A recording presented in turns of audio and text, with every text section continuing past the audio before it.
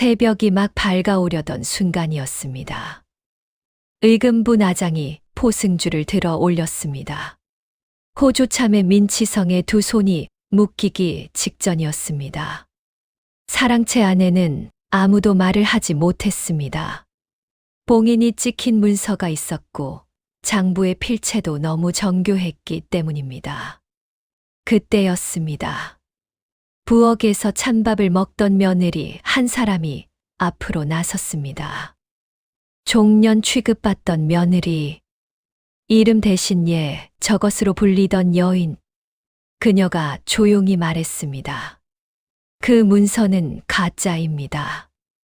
그리고 그 한마디가 의금부의 포승줄을 멈추게 합니다. 한 장의 문서, 한 번의 눈길, 그리고 숨겨진 재주. 그날 새벽, 조선 한양의 한 집안에서 뒤집혀서는 안 될 일이 뒤집히기 시작했습니다. 청시롱시라담을 찾아주셔서 감사합니다. 구독과 좋아요는 이야기를 만드는 저에게 큰 힘이 됩니다. 끝까지 함께 해주세요. 그럼 이야기 시작하겠습니다. 조선 한양 육조 거리를 조금 벗어난 곳에는 호조참의 민치성의 집이 있었습니다. 겉으로 보기에는 흠잡을 데 없는 양반가였습니다. 소슬대문은 높았고 사랑채 기둥은 번들번들 윤이 났으며 명절이면 대문 앞에 세워지는 가마수만 보아도 이 집의 위세를 짐작할 수 있었습니다. 하지만 사람 사는 집이라는 것이 늘 대문 밖에서 보이는 모습과 같지는 않은 법입니다. 겉으로는 반듯하고 화려해 보이는 집안이었지만 볕이 잘 들지 않는 안채 끝에서는 한 여인의 이름이 오래도록 지워진 채 살아가고 있었습니다. 그 집에는 이름보다 저것으로 더 자주 불리는 며느리가 하나 있었습니다. 이름은 한설인. 설이는 새벽이면 누구보다 먼저 눈을 떴습니다. 첫 딸기 울기 전 사방이 아직 푸르스름한 어둠에 잠겨 있을 때면 이미 장독대 앞에 서 있었습니다. 밤새 식은 장독 뚜껑을 열어보고 안채 마루에 내려앉은 먼지를 쓸어내고 부엌 아궁이에 불을 지펴 물부터 올렸습니다. 손님이 드는 날이면 할 일은 더 많았습니다. 유과를 다듬고 과주를 고르고 찬 그릇에 담길 약과의 모양까지 맞춰야 했습니다. 그 와중에도 시어머니 윤씨 부인의 기분을 먼저 살펴야 했습니다. 오늘은 목소리가 낮은지 눈매가 더 사나운지 수저를 놓는 각도 하나만 틀려도 꾸지람이 떨어질 날인지 아닌지를 서리는 숨소리만 듣고도 짐작할 수 있었습니다.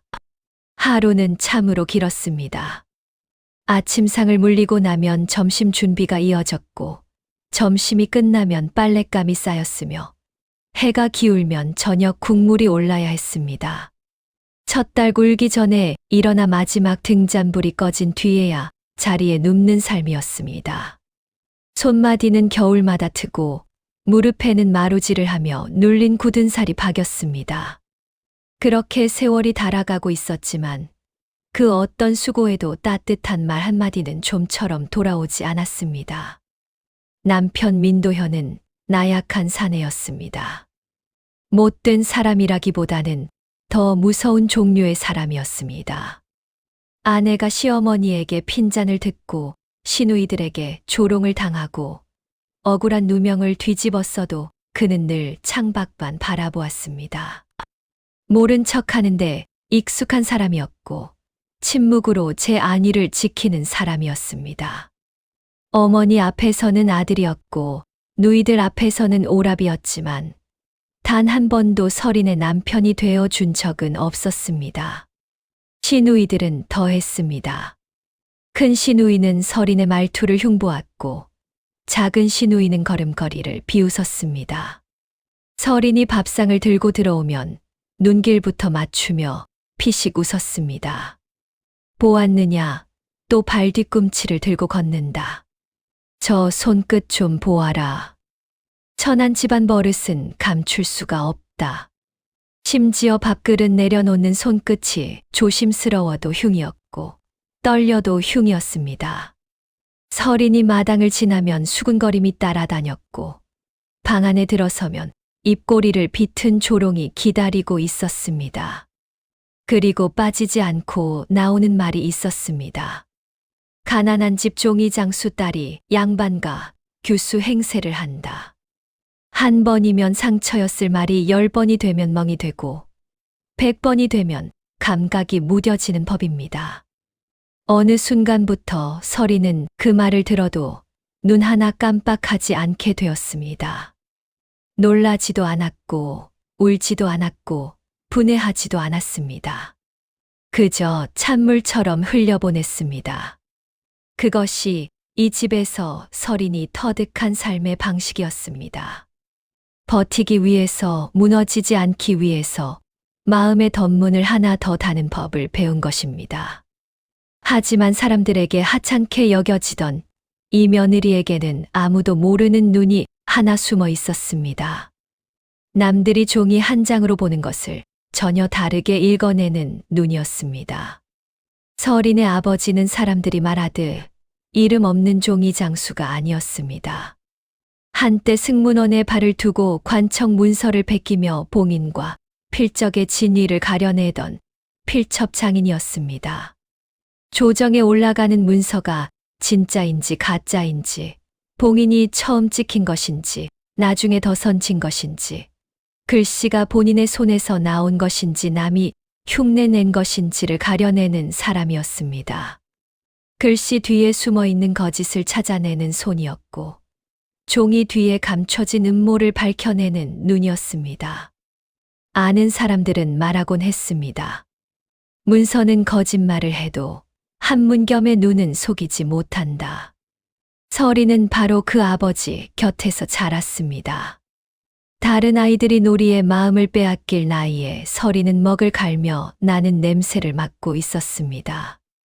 먹 냄새가 짙으면 오래 묵은 먹인지 알았고 지나치게 날카로우면 간 만든 것인지도 알았습니다. 닭종이를 손끝으로 한 번만 훑어도 조정에 올리는 공납지인지 장시에서 급히 들여온 하품지인지 짐작할 수 있었습니다. 붓끝이 눌리는 힘, 획이 빠져나가는 속도, 인주가 번지는 모양, 도장 테두리에 남는 미세한 갈라짐까지. 보통 사람의 눈에는 그저 종이 위의 글씨와 붉은 도장일 뿐이었지만 설인에게 그것들은 시간의 흔적이었고 사람의 습관이었으며 숨길 수 없는 진실의 자국이었습니다. 아버지는 어린 딸에게 종종 이렇게 말했습니다. 사람은 거짓말을 할 수 있어도 종이는 거짓말을 오래 품지 못한다. 글씨는 흉내 낼 수 있습니다. 도장도 베낄 수 있습니다. 하지만 베끼는 손끝에는 원래 주인의 버릇이 없고 급히 꾸민 문서에는 세월의 무게가 남지 않습니다. 아버지는 그것을 가르쳤고 설이는 그것을 너무도 빨리 배워버렸습니다. 종이 위에 남은 눌림만 봐도 알았습니다. 회 끝의 미세한 떨림만 봐도 알았습니다. 도장의 번짐이 종이결을 어떻게 먹고 들어갔는지만 보아도 그 문서가 급히 꾸며진 것인지 오래 묵은 진본인지 읽어낼 수 있었습니다. 문서 한 장이 설인 앞에 놓이면 다른 사람들이 보는 것은 글씨였지만 설인이 보는 것은 그 종이가 지나온 시간이었습니다. 누가 어떤 손으로 썼는지, 어떤 마음으로 숨기려 했는지, 얼마나 급하게 꾸몄는지가 하나씩 드러났습니다. 그러나 그런 재주를 가진 여인이 왜 이 집 부엌에서 이름도 없이 살아가고 있었을까요? 그 까닭에는 사연이 있었습니다. 설인의 아버지는 권세 다툼에 휘말려 억울한 누명을 쓰게 되었습니다. 거짓 문서를 가려내는 사람이었기에 누군가의 원한을 사기 쉬웠던 것이었습니다. 결국 그는 관직에서 밀려났고 집안은 한순간에 기울었습니다. 그 뒤로 설이는 배웠습니다.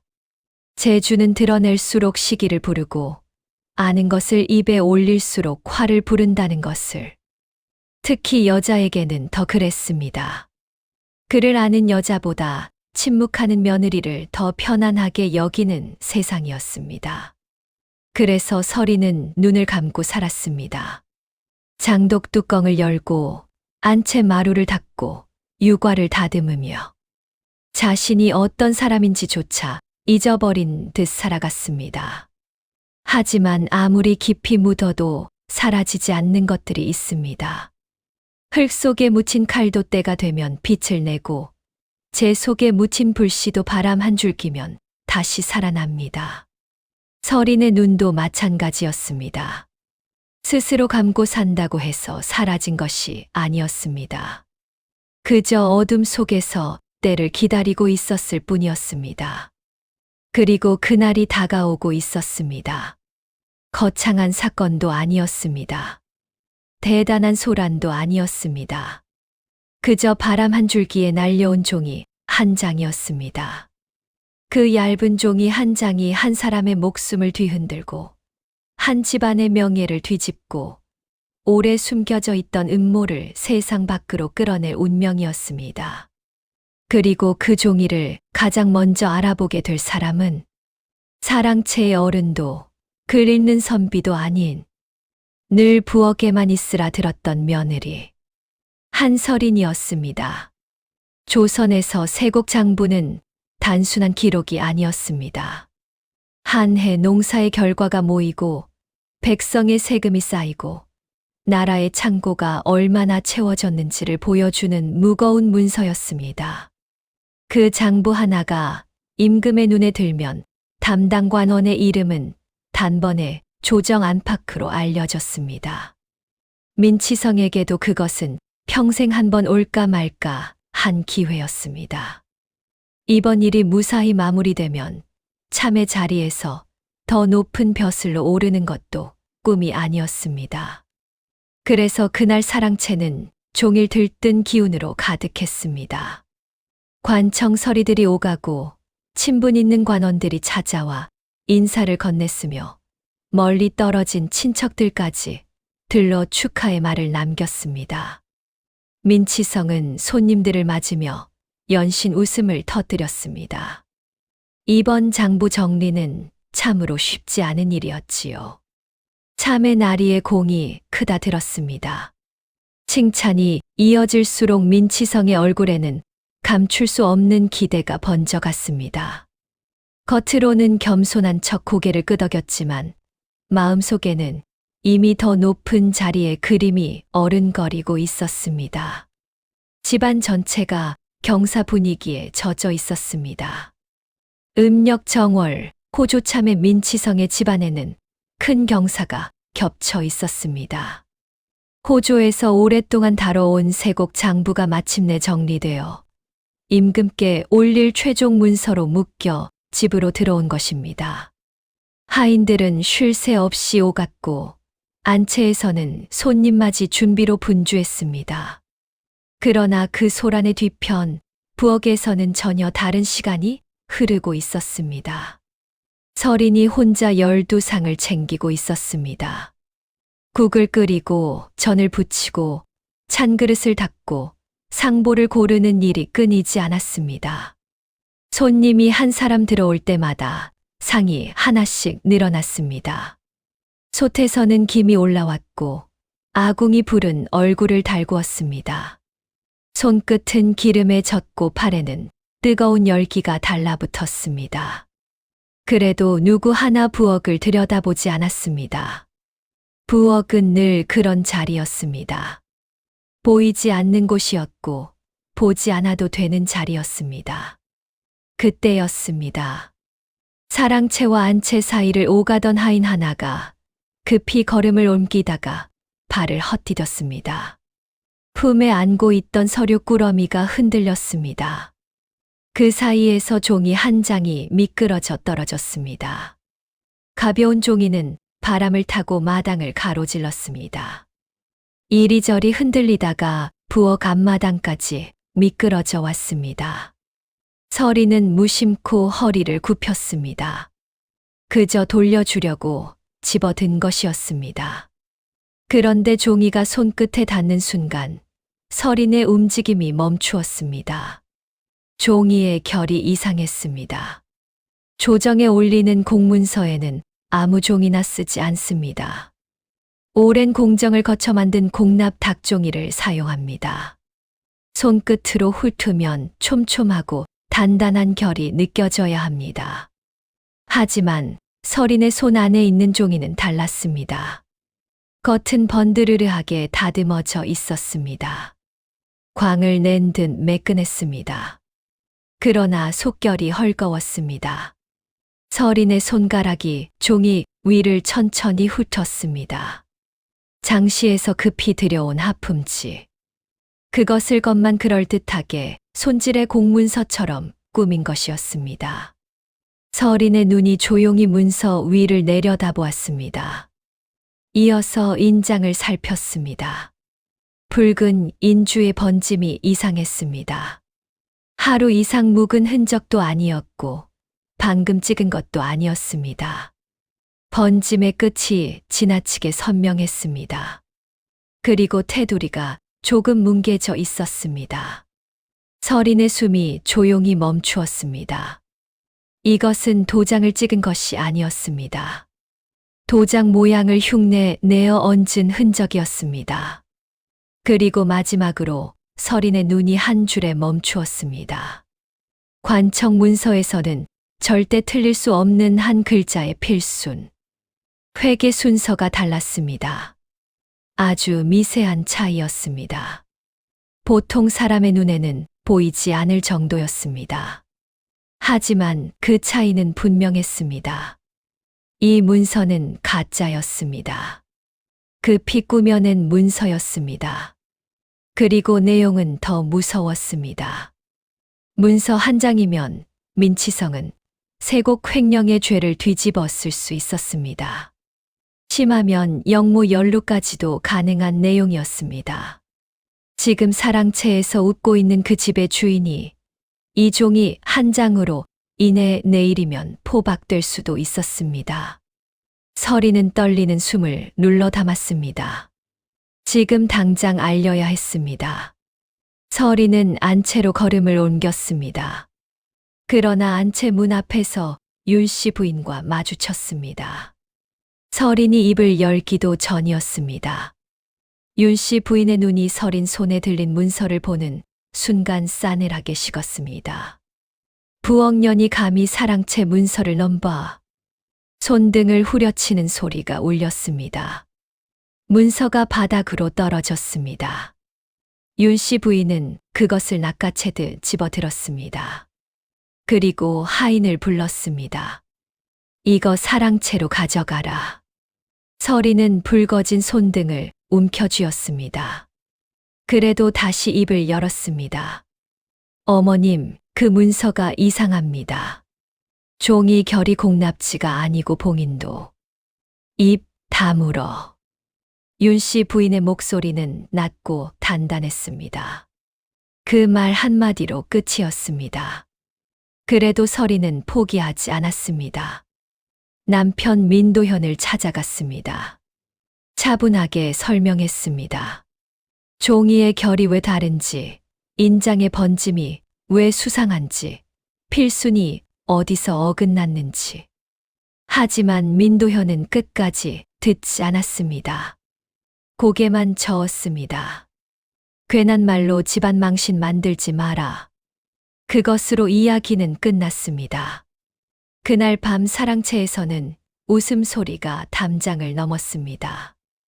민치성은 손님들 앞에서 세곡 장부 이야기를 늘어놓으며 술잔을 기울였습니다. 이번 일은 나라에도 큰 도움이 될 것이네. 사람들은 고개를 끄덕였습니다. 그러나 그 시간 부엌 구석에는 서린이 혼자 앉아 있었습니다. 식은 밥 한 그릇이 앞에 놓여 있었습니다. 누가 챙겨준 것이 아니었습니다. 스스로 담아 온 찬밥이었습니다. 서린은 조용히 밥을 씹었습니다. 문서 한 장이 사람의 목숨을 무너뜨릴 수도 있다는 것을 알고 있었습니다. 3대의 명예를 한순간에 죄로 만들 수도 있다는 것도 알고 있었습니다. 지금 저 사랑채에서 웃고 있는 사람이 내일이면 포승줄에 묶일 수도 있다는 사실도 알고 있었습니다. 하지만 이 집에서 서리는 여전히 사람이 아니었습니다. 그저 소리 없이 움직이는 손 하나에 불과했습니다. 민치성의 집 대문이 거칠게 열렸습니다. 의금부 나장들이 들이닥쳤습니다. 이 집안의 운명을 뒤집으려 하고 있었습니다. 그리고 바로 다음 날 새벽, 한 장의 문서가 새벽빛이 아직 마당에 내려앉기 전이었습니다. 쾅, 대문이 거칠게 열렸습니다. 잠들어 있던 집안이 한순간에 뒤집혔습니다. 경첩이 떨릴 만큼 세게 밀어붙이는 소리였습니다. 하인들이 놀라 뛰쳐나왔고 안채에서는 놀란 비명이 새어 나왔습니다. 대문 앞에는 횃불이 일렬로 흔들리고 있었습니다. 의금부 나장들이었습니다. 검은 옷자락이 바람에 흔들렸고 쇠붙이 소리가 마당을 가르며 울렸습니다. 그들은 머뭇거리지 않았습니다. 사랑채 문을 밀어젖히고 안으로 들어갔습니다. 잠옷 차림으로 놀라 일어난 민치성을 향해 포승줄이 들이밀어졌습니다. 호조참의 민치성. 차가운 목소리가 울렸습니다. 세곡 일부를 빼돌리고 외부 상단과 내통한 죄로 의금부에 압송한다. 사랑채가 순식간에 얼어붙었습니다. 윤씨 부인은 놀라 비명을 질렀습니다. 이게 무슨 짓이오? 시누이들은 서로 붙잡고 떨었습니다. 남편 민도현은 무릎을 꿇은 채 아무 말도 하지 못했습니다. 민치성은 벌떡 일어나 외쳤습니다. 나는 모르는 일이오. 목청이 갈라질 듯 소리쳤습니다. 내가 언제 세곡을 빼돌렸단 말이오. 그러나 나장들의 얼굴은 조금도 흔들리지 않았습니다. 그들 중 한 사람이 서류 한 장을 꺼내 들었습니다.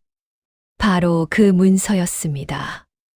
어젯밤 서린이 부엌 앞마당에서 집어들었던 바로 그 문서였습니다. 증거는 여기 있다.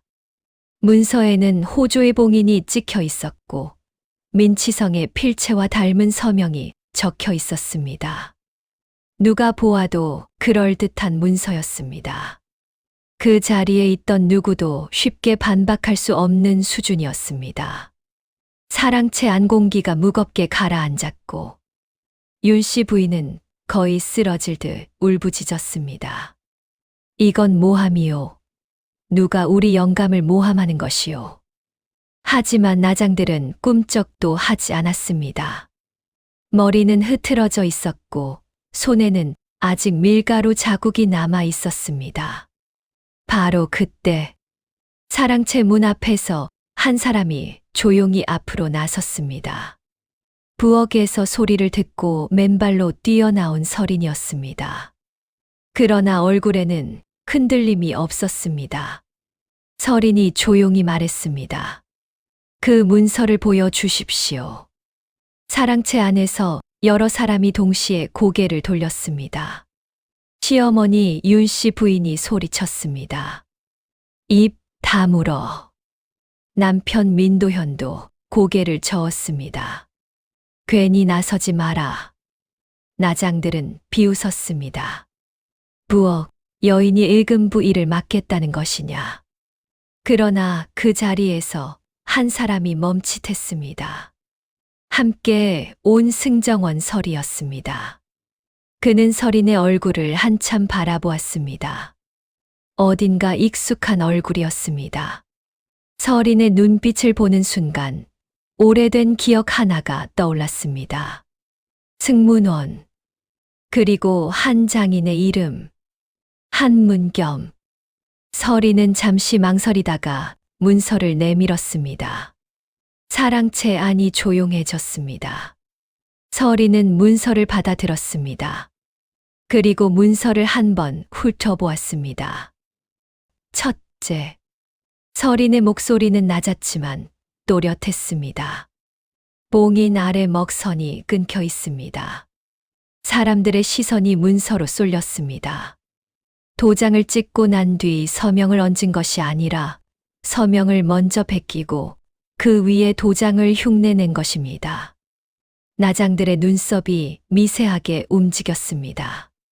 진짜 문서라면 먹선이 봉인 아래로 자연스럽게 이어져야 합니다. 서린의 손가락이 문서 위를 짚었습니다. 이 문서는 순서가 뒤바뀌었습니다. 사랑채 공기가 조용히 흔들렸습니다. 둘째, 서린은 멈추지 않았습니다. 문서의 끝맺음이 호조의 법식과 다릅니다. 나장 한 명이 눈을 좁혔습니다. 호조에서 올리는 공문에는 반드시 쓰는 결문 형식이 있습니다. 서린이 문서 마지막 줄을 가리켰습니다. 하지만 이 문서는 그 형식을 따르지 않았습니다. 조용한 목소리가 사랑채 안을 가르고 지나갔습니다. 호조 문서를 자주 다루지 않은 사람이 쓴 것입니다. 이번에는 민치성의 얼굴이 굳었습니다. 셋째, 서린의 손가락이 필체 위를 짚었습니다. 민참의 어른께서 쓰시는 붓은 끝이 넓습니다. 서린이 조용히 말했습니다. 그래서 획이 끝날 때 둥글게 맺힙니다. 사람들의 시선이 문서로 쏠렸습니다. 하지만 이 문서는 획 끝이 지나치게 날카롭습니다. 잠시 침묵이 흘렀습니다. 젊은 서리의 필법입니다. 사랑채 안에서 작은 술렁임이 일어났습니다. 그리고 마지막으로 서린이 문서를 들어 창가로 향했습니다. 새벽빛이 창호지 사이로 스며들고 있었습니다. 서린이 종이를 빛에 비추었습니다. 종이결이 희미하게 드러났습니다. 서린의 목소리가 또렷하게 울렸습니다. 이 종이는 충청도 공납지가 아닙니다. 나장들이 동시에 고개를 들었습니다. 서북 장시에서 들여온 하품지입니다. 종이결이 빛에 드러났습니다. 공납지는 훨씬 촘촘합니다. 서린이 문서를 내려다보았습니다. 겉은 그럴듯하게 다듬었지만 종이 자체가 거짓을 숨기지 못합니다. 말이 끝나자 사랑채 안이 완전히 조용해졌습니다. 숨소리조차 들리지 않았습니다. 나장들이 서로를 바라보았습니다. 승정원 서리가 문서를 다시 집어들었습니다. 창가로 가져갔습니다. 빛에 비추었습니다. 오래 들여다보았습니다. 그리고 그의 손이 천천히 내려왔습니다. 사랑채 안에 서 있던 사람들은 모두 그 손을 바라보고 있었습니다. 그리고 그 순간 의금부 나장이 들고 있던 포승줄이 천천히 내려갔습니다. 그 새벽 민치성의 집에서 체포가 멈춘 이유는 단 하나였습니다. 부엌에서 찬밥을 먹던 며느리 한 사람의 말 때문이었습니다. 그리고 그 순간부터 이 집안의 이야기는 완전히 다른 방향으로 흘러가기 시작했습니다. 승정원 서리는 한동안 말이 없었습니다. 창가로 스며드는 희미한 새벽빛에 문서를 비추어 들고 서 있었습니다. 종이결이 빛에 비쳐 드러났고 방 안에는 숨소리조차 들리지 않을 만큼 깊은 정적이 내려앉았습니다. 나장들은 서로 눈빛을 교환했습니다. 포승줄을 들고 서 있던 손도 잠시 멈춰 있었습니다. 민치성은 움직이지 못한 채 서린을 바라보고 있었습니다. 조금 전까지 자신을 체포하려 들던 의금부 앞에서 부엌에서 일하던 며느리가 문서를 들여다보고 있는 광경이 믿기지 않는 듯한 얼굴이었습니다. 윤 씨 부인은 굳은 얼굴로 입술을 다물고 있었고 시누이들은 서로를 붙잡은 채 고개를 떨구고 있었습니다. 남편 민도현은 무릎을 꿇은 채 고개를 들지 못했습니다. 그 침묵을 깬 것은 승정원 설이었습니다. 그는 문서를 천천히 내려놓았습니다. 그리고 의금부 나장들을 향해 짧게 말했습니다. 잠시 멈추시오. 나장들의 움직임이 동시에 멎었습니다. 서리는 곧바로 사람을 보내 예문관 검교관을 불러들였습니다. 조정문서 감식을 공식적으로 담당하는 관리였습니다. 잠시 후 검교관이 사랑채로 들어왔습니다. 그는 말없이 문서를 받아들었습니다. 먼저 봉인 아래를 살폈습니다. 먹선이 미세하게 끊겨 있는 것을 확인했습니다. 다음으로 문서의 마지막 줄을 읽었습니다. 호조공문에 반드시 들어가야 할 결문 형식이 어긋나 있었습니다. 그 다음에는 필체를 보았습니다. 획 끝이 지나치게 날카로웠습니다. 오랜 세월 같은 붓을 써 온 관리의 손끝에서 나오는 필법이 아니었습니다. 마지막으로 그는 문서를 창가로 가져갔습니다. 빛에 비추어 종이결을 살폈습니다. 잠시 후 검교관의 얼굴이 굳었습니다. 그리고 조용히 말했습니다. 위조가 맞습니다. 그 한마디가 방 안에 떨어지는 순간 공기가 뒤집혔습니다. 의금부 나장들의 시선이 동시에 문서로 쏠렸습니다. 윤씨 부인은 숨을 삼켰고 시누이들은 서로를 붙잡은 손에 힘을 주었습니다. 민치성은 그 자리에서 말을 잇지 못했습니다. 이어진 조사에서 진상이 하나씩 드러났습니다. 민치성을 노리던 정적이 있었습니다. 세곡 장부 정리가 마무리되는 시점을 기다리고 있다가 하급 서리를 매수했습니다. 그리고 장부와 증빙문서 일부를 교묘하게 바꿔치기 했습니다. 겉으로 보기에는 완벽한 문서였지만 작은 틈이 있었습니다. 그 틈을 가장 먼저 알아본 사람이 바로 서린이었습니다. 조금만 더 늦었더라면 상황은 달라졌을 것입니다. 민치성은 역적의 누명을 쓰고 의금부로 끌려갔을 것이고 이 집안은 하루아침에 풍비박산이 났을 것입니다. 나장들이 한 걸음 물러섰습니다. 포승줄이 천천히 거쳤습니다. 그때 승정원 서리가 서린을 바라보았습니다. 그리고 마당 가득한 사람들 앞에서 천천히 고개를 숙였습니다. 혹시 고 한문겸 선생의 따님이십니까? 마당의 공기가 순식간에 뒤집혔습니다. 그 이름을 아는 사람들은 모두 고개를 들었습니다. 한문겸. 한때 조정문서 감식으로 이름이 높았던 승문원의 필첩 장인. 문서의 진위를 가려내는 눈으로 조정에서도 이름이 오르내리던 사람이었습니다. 승정원 서리는 그 밑에서 직접 필첩을 배운 적이 있었습니다. 그는 서린의 눈빛에서 스승의 눈을 알아본 것이었습니다. 종이장수 딸이라 불리던 며느리가 사실은 조선 최고의 문서 감식 장인의 딸이었다는 사실이 그 자리에서 드러났습니다. 윤씨 부인의 입술이 파르르 떨렸습니다. 시누이들은 고개를 들지 못했습니다.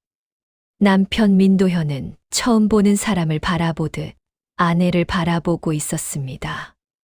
민치성은 오래 말이 없었습니다. 자신을 살린 사람이 늘 부엌에서 허리를 굽히던 며느리였다는 사실 앞에서 말을 잇지 못했습니다. 그는 천천히 서린 앞으로 걸어왔습니다. 그리고 평생 며느리를 부르던 방식을 처음으로 바꾸었습니다. 서린아. 그 집에 들어온 뒤 처음으로 들은 이름이었습니다. 한 번도 이름으로 불린 적 없던 서린이 그날 처음 자신의 이름을 들었습니다. 윤씨 부인이 떨리는 다리로 앞으로 나섰습니다. 무릎을 꿇으려 했습니다. 그 순간 서린이 조용히 말했습니다.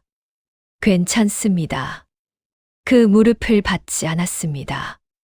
그리고 조용히 말을 이었습니다. 오늘 제가 살린 것은 이 집안의 체면이 아닙니다.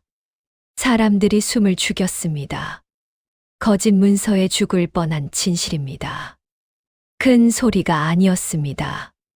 울음도 아니었습니다. 억울함을 쏟아내는 말도 아니었습니다. 그저 또렷하고 조용한 말이었습니다. 그러나 그 말 한마디에 사랑채에 서 있던 어른들의 고개가 천천히 내려갔습니다. 존중은 한순간에 생기는 것이 아니었습니다. 그리고 용서 또한 쉽게 주어지는 것이 아니었습니다. 서리는 그것을 알고 있었습니다. 그래서 그 무릎을 받지 않았습니다. 그날 이후 민치성의 집안은 겉으로는 더 조심스러워졌습니다. 하지만 서린의 마음은 이미 정해져 있었습니다. 이 집에 들어온 뒤 처음으로 자신의 이름을 들은 날, 서린은 동시에 깨달았습니다. 이름을 불러 주기를 기다리며 사는 삶은 이제 끝났다는 것을. 더 이상 누군가의 체면을 위해 재능을 숨기지 않겠다는 것도.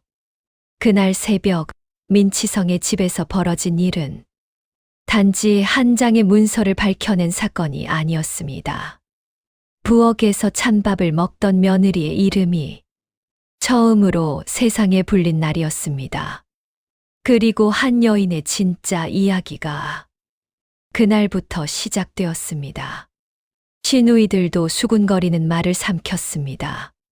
집안 사람들은 마치 무언가 깨지기 쉬운 것을 다루듯 서린을 대했습니다. 남편 민도현 역시 달라지려 애썼습니다.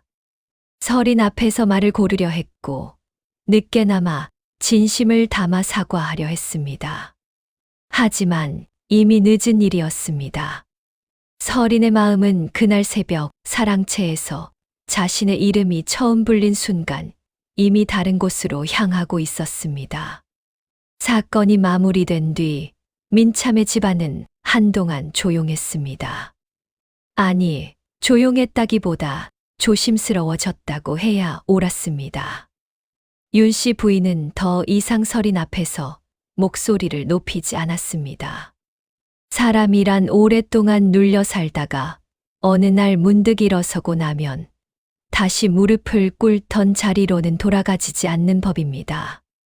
서린이 그랬습니다. 그녀는 이제 누군가가 이름을 불러주기를 기다리며 사는 삶을 끝내기로 마음먹었습니다.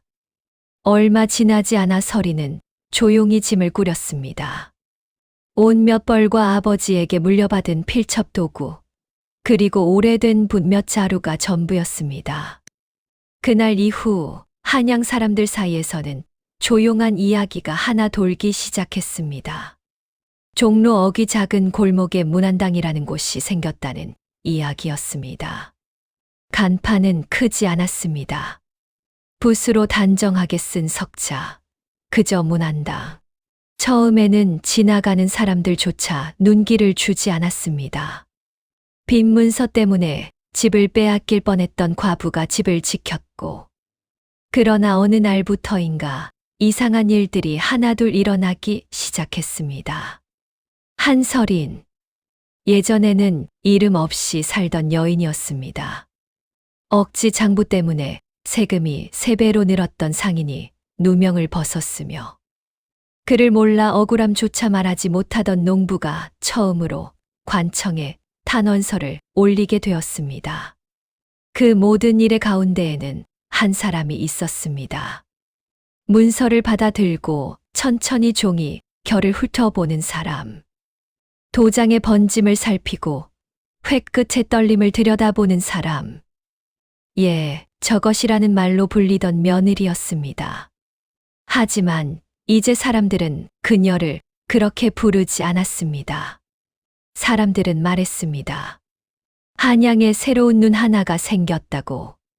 글씨를 보는 눈이 아니라 억울함을 밝혀내는 눈이라고. 세월이 조금 더 흐르자 또 다른 소문이 돌기 시작했습니다. 권세가가 꾸민 위조 문서도, 뒷골목 사기꾼의 가짜 차용증도, 한서린 앞에만 가면 오래 버티지 못한다는 이야기였습니다. 그래서 억울한 일을 당한 사람들은 서로 이렇게 말했습니다. 문서 때문에 막막하면 문안당으로 가보시오. 거기에는 한서린이 있소. 그리고 어떤 사람들은 이렇게 덧붙이기도 했습니다. 거짓이 아무리 그럴듯해도 진실을 알아보는 눈 하나만 있으면 세상은 결국 바로 서게 된다. 한때 부엌에서 찬밥을 먹던 여인은 결국 조선에서 가장 무서운 눈이 되었습니다. 문서는 거짓말을 오래 품지 못합니다. 그리고 진짜라는 것은 아무리 눌러도 결국 드러나는 법입니다. 오늘의 이야기는 여기까지입니다. 이야기가 마음에 남으셨다면 앞으로도 이런 숨겨진 조선의 이야기들을 계속 전해드리겠습니다. 청실홍실야담이었습니다. 다음 이야기에서 다시 찾아뵙겠습니다.